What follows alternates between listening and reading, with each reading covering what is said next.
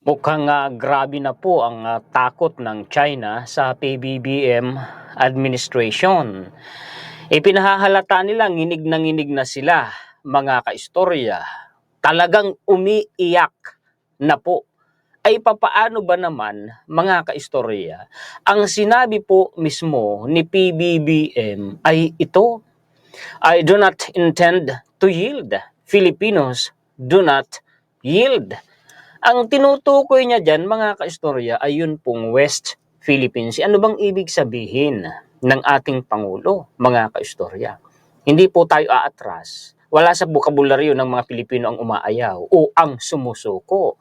Totoo yan, mga kaistorya, dahil subok na po sa maraming panahon ang lahing Pilipino. Ilan bang mga dayuhan ang sumakop sa Pilipinas at tayo po ay pumalag, hindi po tayo pumayag na apihin tayo ng mga dayuhan sa sarili po nating bansa. Alin bang pulisiya, Juan Historiador, ang tinutukoy mo na kinanginginigan ng China? Yung foreign policy ni PBBM at isa ito dyan eh. Tingnan po ninyo. South China Morning Post po ito eh.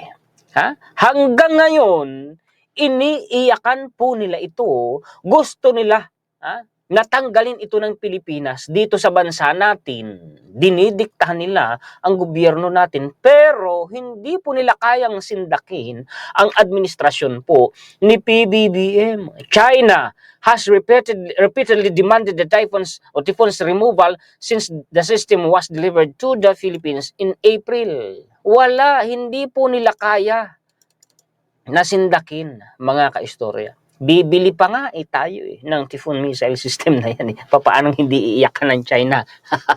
Kayang magpalipad ng Tomahawk missile na kaya pong targetin at pasabugin ang mainland China mula sa Pilipinas. Akala ko ba makapangyarihan ang China?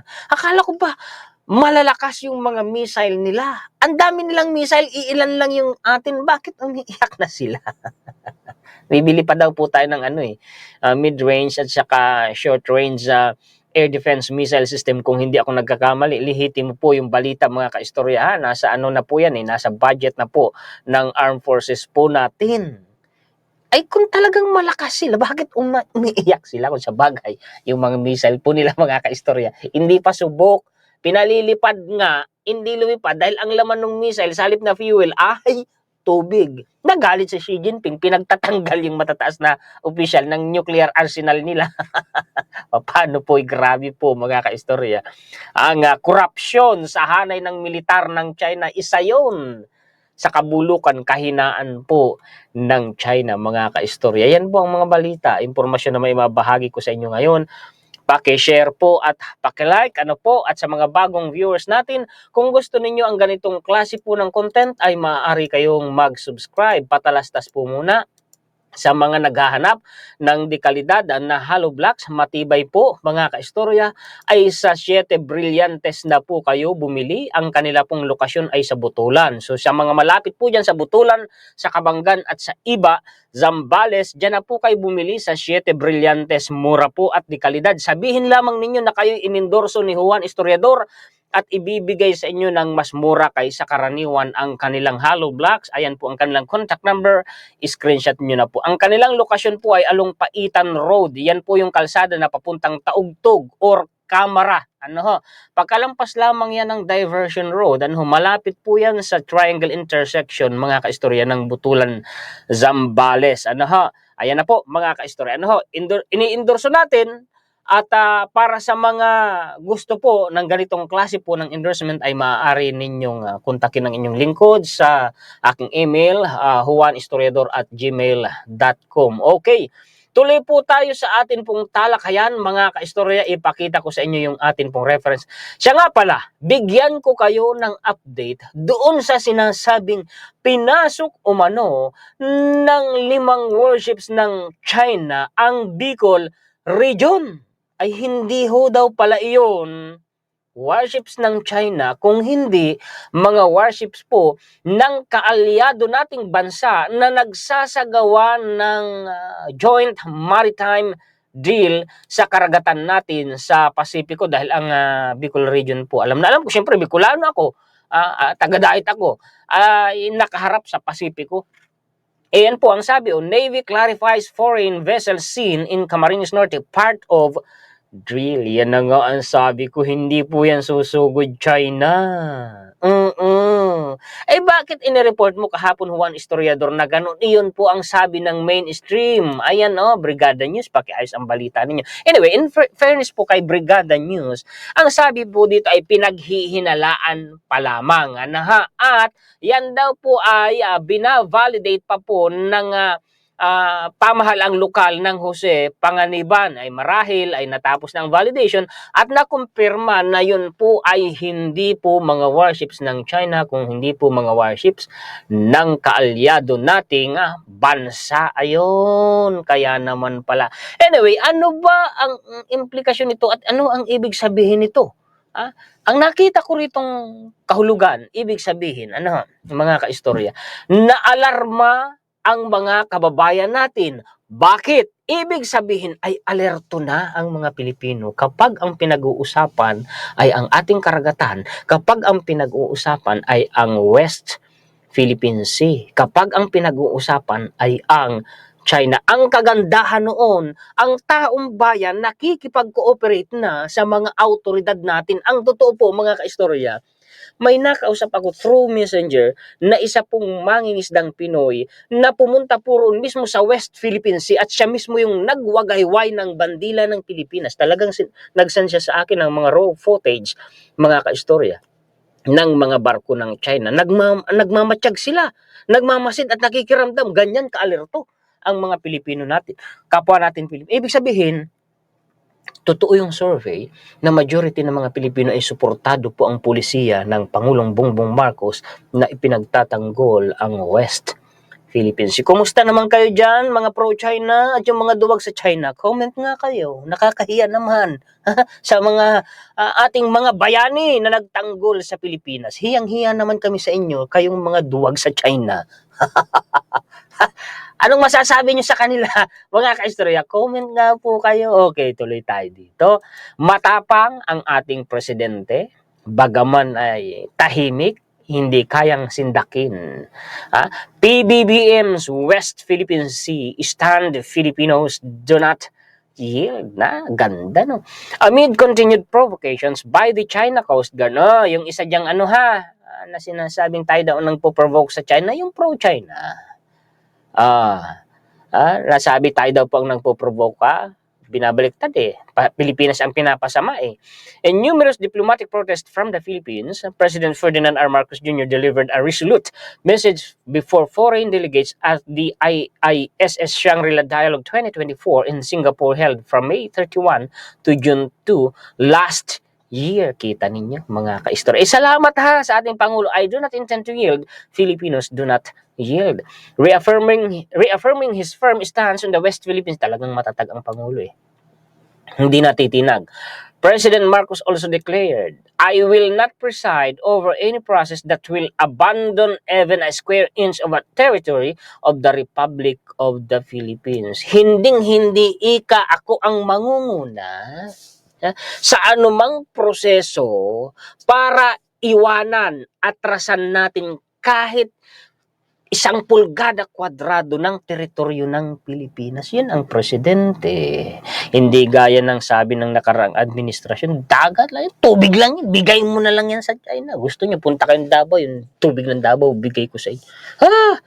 Ganun ba kung ano? Samantalang, ang nakalagay po, mga kaistorya, sa konstitusyon ng Pilipinas, ang unang-unang magtatanggol sa kalayaan, sa sovereignty, sa teritoryo ng Pilipinas ay ang Estado. Pag binanggit na Estado, tumutukoy po, mga kaistorya, ang pangangasiwa sa Estado ay ang gobyerno. Pag binanggit naman nating gobyerno, ang nangunguna sa gobyerno ay ang presidente ng Pilipinas. Ibig sabihin, binabalikat po o obligasyon ng presidente ng Pilipinas na ingatan, ipagtangkol ang sovereignty natin, ang kalayaan natin, ang teritoryo natin. Bakit ganun ang sinabi ng dating presidente? Nakakalungkot. Di po ba, mga ka-istorya? Ito talaga, na sinabi na ito ni PBBM, itong hinighlight ko na ito, ay nakikita natin mga ka-istorya kung sino talaga ang totoong Pilipino, ang totoong presidente na nagtatanggol sa Pilipinas. Our seas, our rights, our future. Kita ninyo, karagatan natin, karapatan natin, kinabukasan natin. Totoo yun. Tanggalin mo ang West Philippine Sea.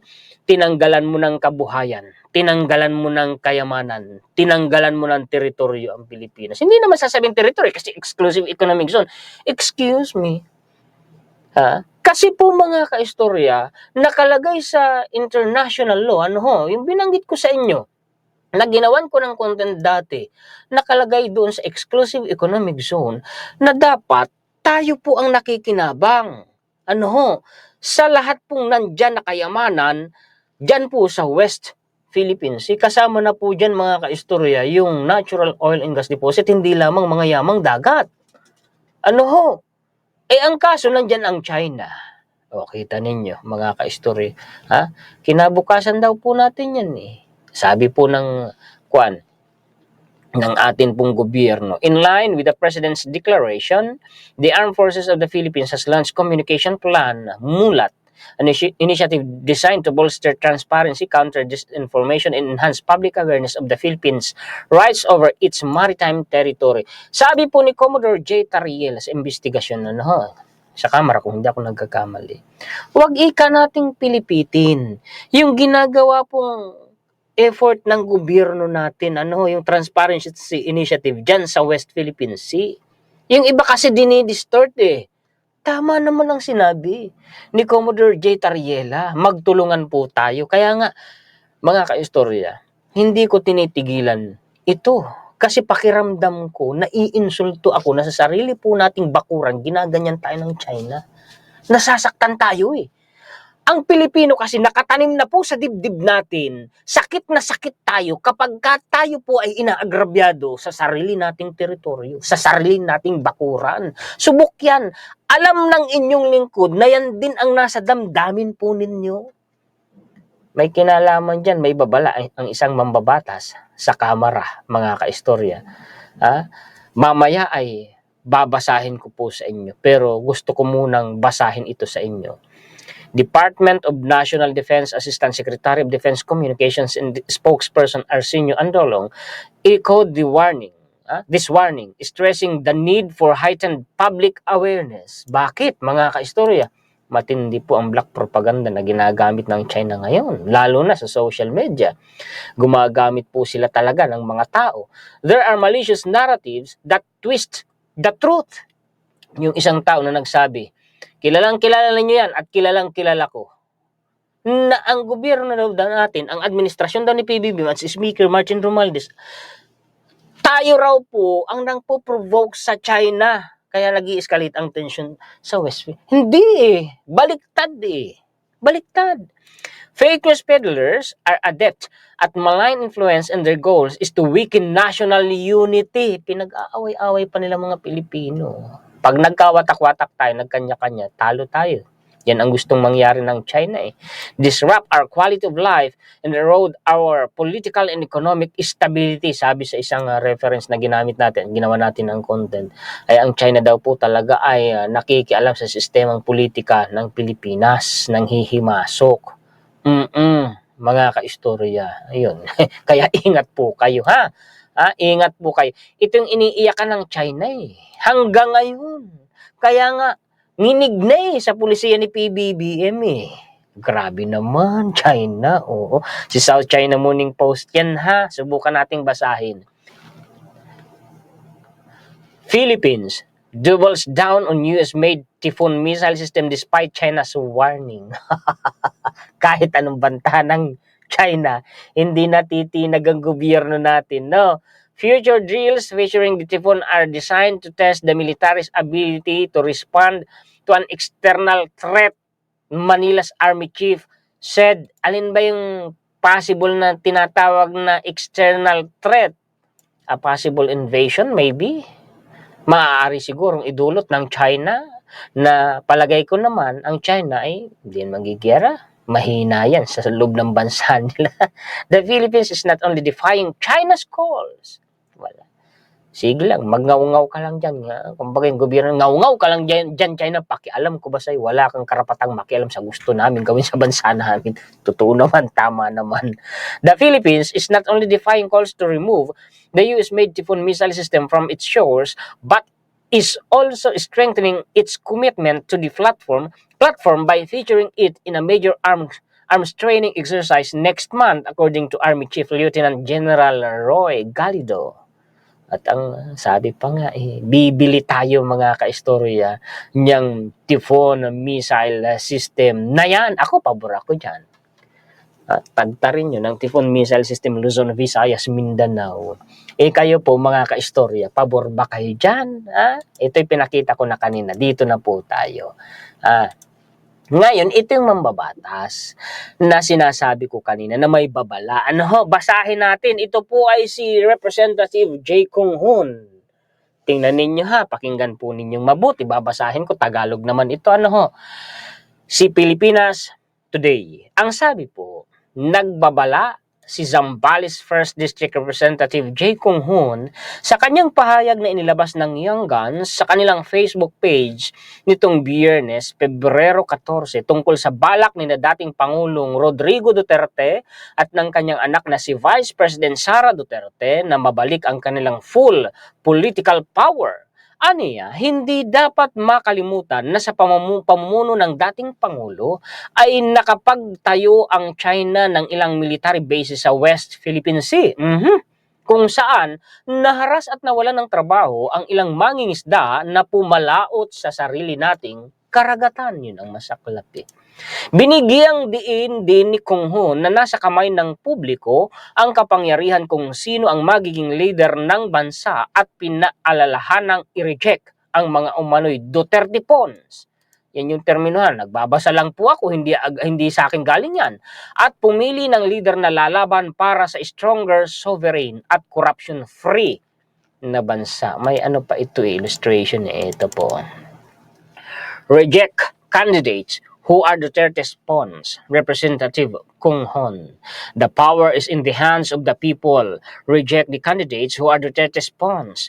Choose leaders who will fight for a stronger, sovereign, and corruption-free Philippines. Yan po yun ha. Dagdag pa pong balita.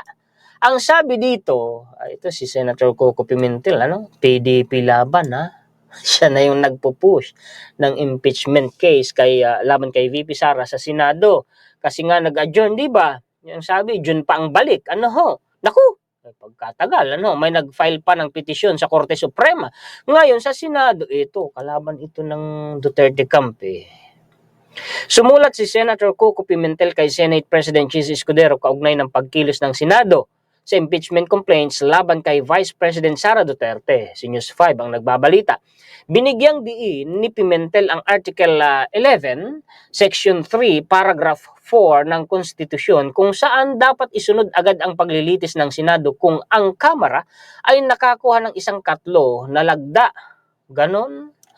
Given the gravity of impeachment proceedings, it is imperative that the Senate uphold its duty with urgency, diligence, and a steadfast commitment to the Constitution. Dagdaga ni Pimentel. Ayan palakihin ko nga para mabasa ninyo I write to emphasize the constitutional mandate requiring the Senate to act forthwith on the impeachment case of Vice President Sara Duterte. The above elaboration affirms that it is the Senate's duty to act on the impeachment case of Vice President Sara Duterte without any delay or without interval of time. I repeat that this is the Senate's duty in a way. Well, tingnan natin kung anong gagawin ng Senado. Abangan po natin mga ka-story. Rodrigo Duterte faces sedition rap for kill senators quip. Ayun, sinampahan ng kaso ang dating Pangulo. At si General Marbil, hindi. Wait, basahin ko na lang. Si PNP CIDG pala ito. At sa police official on Monday filed a complaint of inciting sedition against former President Rodrigo Duterte over his remarks. Ayun nga, yung sabi nga patayin daw yung 15 senador, mga kaistorya. Ganon. Oo, si Major General Nicolas Torre III pala, mga kaistorya. Tama nga sa PNP-CIDG. Ano ho? Ngayon, ito pa, Supreme Court may tackle petition on Sara impeachment trial today. Ngayon, kasi pizza 18 ngayon eh. Kasi po may nag-file ng petition, yan yun, February 15 pa ito. A petition has been filed with the Supreme Court seeking to compel the Senate to immediately convene as an impeachment court and begins the trial of Vice President Sara Duterte. Ganon. Yun pala. Ito yung updated na balita. The Supreme Court may take up today in full session a petition seeking to compel the Senate to start immediately the impeachment trial of Vice President Sara Duterte. The case was raffled today and will possibly be included in tomorrow's agenda along with other petitions. Supreme Court spokesperson Camille Sui May Ting said yesterday in a statement. Ganon. Ayan pala Sila pala yung nag-file ng petition, mga kaistorya. Yan po ang mga balita at impormasyon na maibabahagi po sa inyo ng inyong lingkod. Paki-share po at paki-like. At sa mga bagong viewers po natin, kung nagustuhan ninyo ang ating content, ay maaari po kayong mag-subscribe. Ulit, endorsement po.